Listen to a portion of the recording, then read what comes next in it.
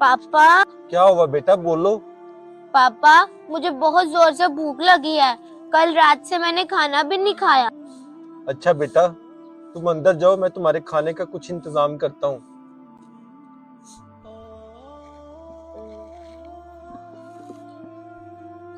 या अल्लाह, मेरे पास इतने पैसे भी नहीं है कि मैं अपनी बेटी को खाना खिला सकूं।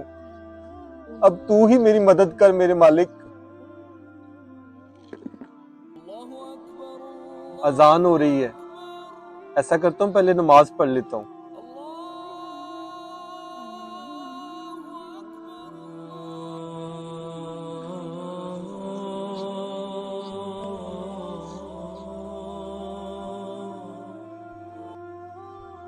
या अल्लाह, नमाज पढ़ने से तो सबकी परेशानियां दूर करता है, मेरी भी परेशानी दूर फरमा मेरे मालिक।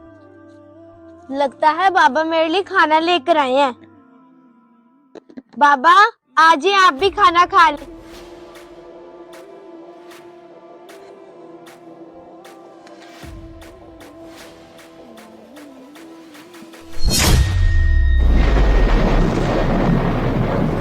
बेशक अल्लाह बड़ा मेहरबान है। अगर आपको हमारी वीडियो अच्छी लगी हो तो शेयर लाजमी कीजिएगा।